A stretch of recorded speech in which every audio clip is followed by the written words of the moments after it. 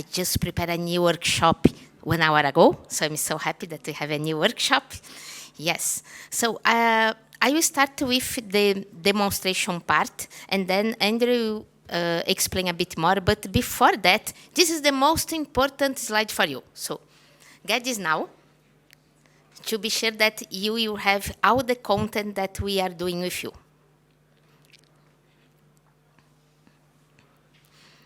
So both of us are developers advocates at Chainlink Labs. I am from São Paulo, Brazil. I'm from Belgrade, Serbia. Yes, different parts of the world. And this, yes, we already did this and this. And here we are. Before talk about Chainlink, let's see our bounties. We have 5 prizes. We have 2 prizes related to CCIP, and also 2 prizes related to functions. We are not showing functions here, but we are around all time, so contact us to learn more about function as well. And if you'd like to use any of the other Chainlink services like data feed with state change or VRF or automation, we'd love to see all of your projects, so you can use all of them as well. And this is another, you already have the first QR code, so the other I will pass fast, don't worry about it. But all the documentation, all the information that you need is here, because we have videos, tutorials, documentation, and this will be the best place to you to start. And Andrew, would you like to talk about the Web3 platform? Yeah, sure. So I'm doing this during this weekend at Istanbul, and oftentimes I ask people like what Chainlink is, and sometimes they will say something like, yeah, it's an Oracle network, you can get off-chain data and computation with Chainlink. Some of them will say, yeah, you can use price feeds, data feeds, etc., but Chainlink is much, much more than that. If you weren't following the Chainlink Labs progress in the past year and a half, you will probably miss that Chainlink is essentially grew to become something like Web3 platform. So you have all of these services, like price feeds is just a subset of data feeds. So besides price feeds, there are like NFT floor price feeds, rate and all of volatility feeds, L2 sequencer subtype feeds, and more. VRF, you already know that, automation, old stuff, but since 3 weeks ago, there is a new trigger for automation called log trigger, so you'll monitor specific events from a specific smart contracts, and when those events get emitted, you can do something with them. Then data streams, our latest product, is basically a way to get prices, but much, much faster with low latency in less than a second. So you'll get the price off-chain, provide that price as a call data, and then you're going to verify that on-chain against our verifier smart contract and get the price. Then CCIP, that's what's going to be talk about that today. Proof of reserve, and finally Chainlink functions. There is a special bounty for using Chainlink functions, a way for executing any JavaScript code in a vanilla JavaScript code environment off-chain and get the callback on that end result on-chain to do something like that. Plus more to come, like Deco, fair sequencing service, and more. So follow Chainlink Labs on Twitter and follow our updates at SmartCons. Yep. Let's see what you have more. Oh, yes. So let's do our demonstration. So Andrew will talk more about CCIP later. I'd like to do the hands-on part first. I know that it's hard to do with me, but anyway, I create this collaborative pad that you can try to follow me. I will add the code here for you, okay?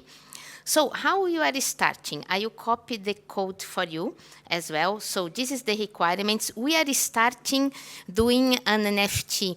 My NFT will be on Sepolia. And also I have a destination minter on Sepolia. This is the contract that you interact with my NFT. But I will send the mint command from Fuji in Avalanche. And here I'm sharing all of this with you as well in the collaborative pad. You can see that I have the Andre Gitbook. It's so amazing to you to start with different parts of CCIP. And the Leaf is over there as well, is our community manager, wrote an amazing article. So you have a lot of content to be with us. So first of all, I need to have an NFT. I think my NFT is here in some place. I will not do it again. It was like a bit, can I say, the network is busy now. So I did this 1 hour ago, and I did this 5 minutes ago. Let's see what I have on this NFT. So is this. I have one NFT, and the blue background means that this was on Sepolia, okay? And this is. If I mint this from Fuji, it will be red, not blue. This is the idea. You can see that I was doing something before, that I already did different NFTs. So I put here all the requirements that you need to have and all the links as well. And let's remember that we are starting on Sepolia. So I will add this for you if you'd like to do this later. And let's copy the code for you. This is the code. It's a fresh code done some minutes ago. If you'd like to do, you must copy and paste this code, and then you are deploying this here. Because I already did this like 5 minutes ago, this is my NFT that you just saw it. Next step that I must have is you can see on OpenSea, and I can share mine with you. But remember that I told you that you must have a destination minter.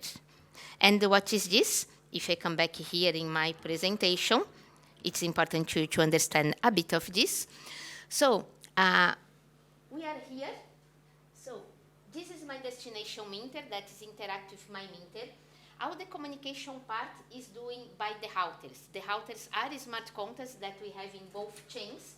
And when I start the other part, like in the CCIP blockchain that will be on Fuji, my smart contract, you send some message. The message will be the mint command to the Sepolia blockchain.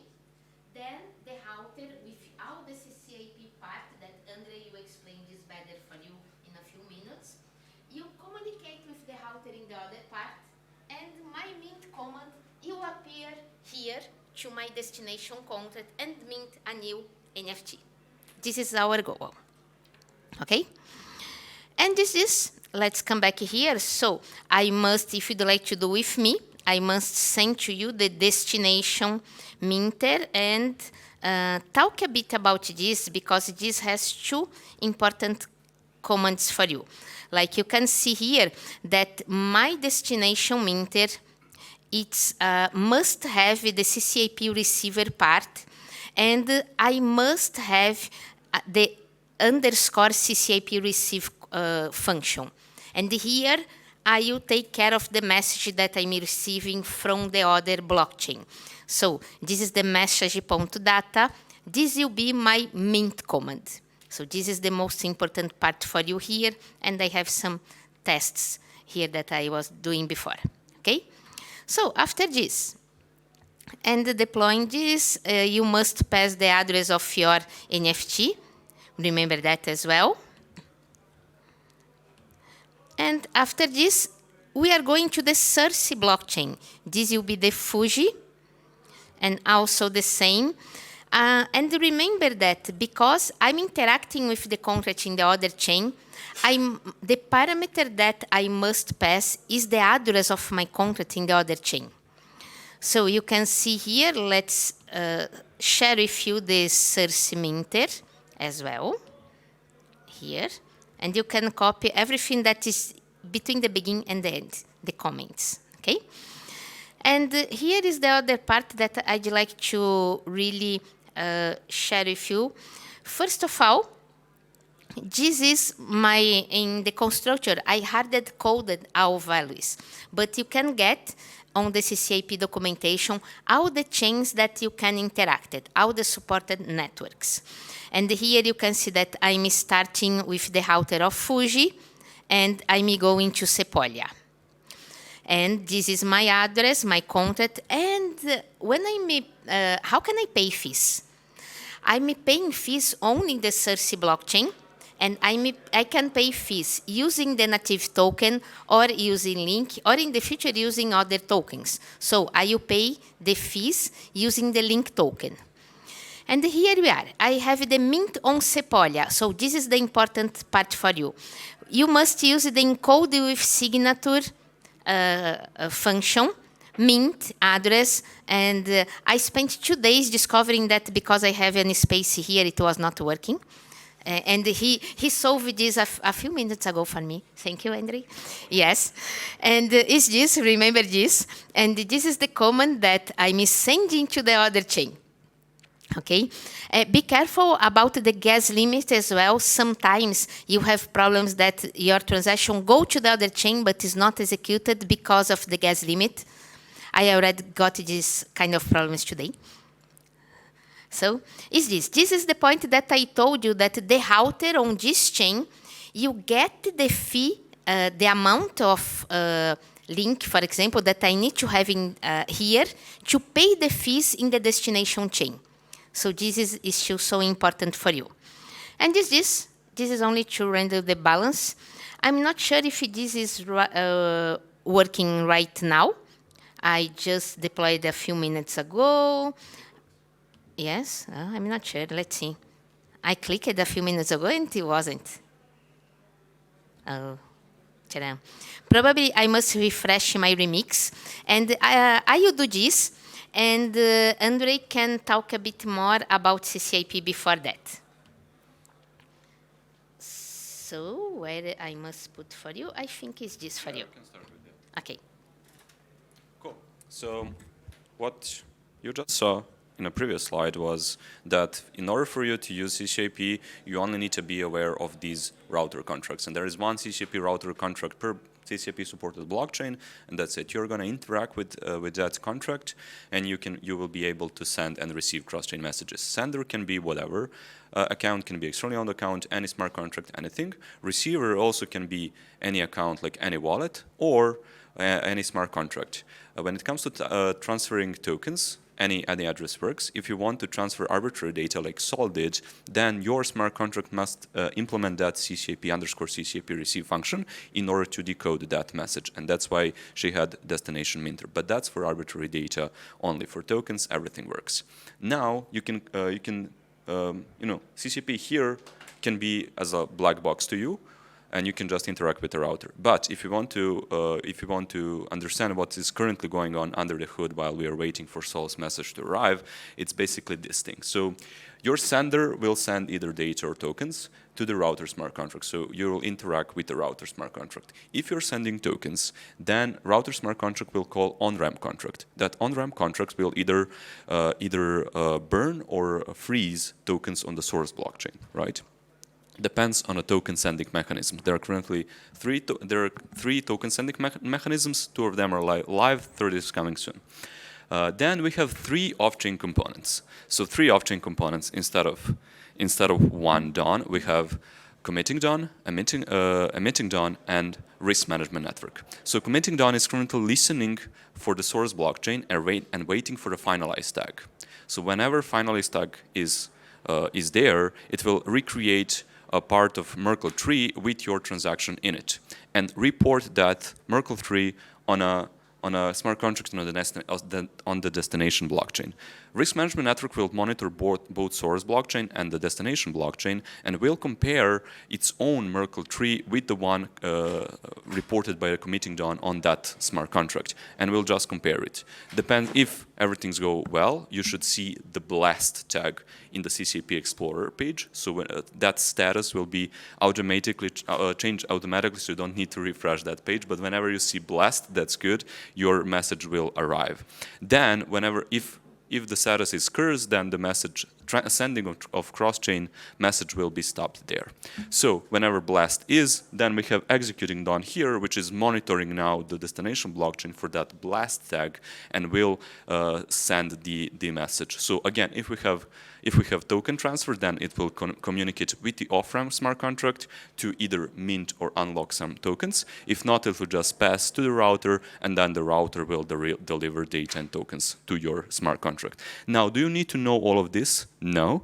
So if you think about as a CCIP as an international flight, and if you're traveling from, for example, from New York to Istanbul, you will go to check in your luggage, and then you're just going to leave it. Then you're going to fly to the next step, maybe grab some coffee, go to terminal, etc., have a flight, go back to Istanbul, arrive to Istanbul, go to the passport control, and then you're going to collect your luggage.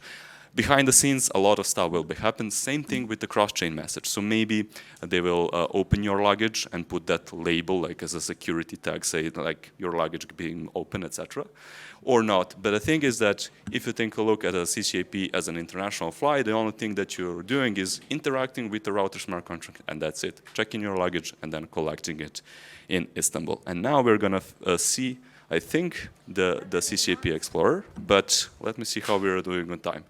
We have 2 minutes left, so maybe we can give them opportunity to ask us something. Yes. So if you have any questions, yes. So basically you set the gas limit that will be required for the execution on the destination chain. Yes. So it's very, very important to set the right amount. But if you set it too much, can you get a refund for the unused gas? No. So that's why it's advisable when you go to mainnet, to production, if you go to our docs, to measure approximately how much your receiver smart contract gas will consume, and then you're going to set that value. You can also do that as a parameter, and you can pass it as a parameter, depends on what you're sending, but it won't be refunded. Okay, now the question about arbitrage. Yeah. Arbitrage has very strange gas limits. Yeah. Sometimes it's variable, so you can say this amount of applications requires so many gas. Yeah. All the time. How do you operate in this condition? Yeah. So this gas limit is in gas units.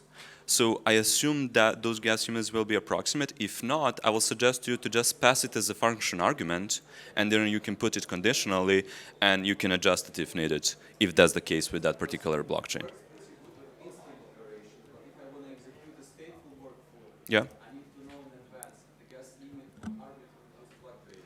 Yeah. But you will measure your destination blockchain function CCP gas consumption. You can do that with Foundry, with Hardhat plugins. You can go to Alchemy, they have a dashboard, and then put some approximate value. For testnets, you can just max it up to see that everything works, and then you can maybe benchmarking like that if that's easier. Okay, cool. Any more questions? Yeah. I'm not an expert in layer 0, so I don't know. I don't know. Yeah. Any more questions? Yeah, so what you're seeing now is the CCIP Explorer. So if you go to ccip.chain.link, it's kind of like a blockchain explorer, but for cross-chain messages. So you can monitor your cross-chain messages in real time. And this status field is what I'm talking about. It's going to change dynamically from source finalized to blast to success. All depends on those tags when it comes to CCP cross-chain message execution. Depends on a source blockchain and destination blockchain. Sometimes, for example, for Fuji to Sepolia, it will take like 2 to 3 minutes, but Sepolia to Fuji will take 18 minutes or something. That really depends on source blockchain finalized time, and we're waiting for finalized time. And if you again take a look at that example as a cross-chain, as an international flight, again depends like when you're flying to, depends on the like flight distance, and also if you're flying from New York to Istanbul and from Istanbul to New York, actually flight of time will be different, depends if you're like flying to east or to west. But yeah, maybe like a mental model for you guys. And yeah, you will see this NFT. Go. So is this, you realize that I didn't this now, I did a few minutes ago, like now my new contract, I need to do something extra. So when I did this, and you can like see this, that it was from a few minutes, you can see that I have the NFT, and it was really created some minutes ago, okay, 2 hours ago, okay. And is this, you can see that I hard coded like the blue for Sepolia and the red when I come from Fuji. And I just can interact more, creating more later. And I can show you later if you'd like to see this with more details. But I put our code here as well for you. And I think is this, only to finish, let's put this again. Only the QR code again. If you need our presentation, is here Thank you so much.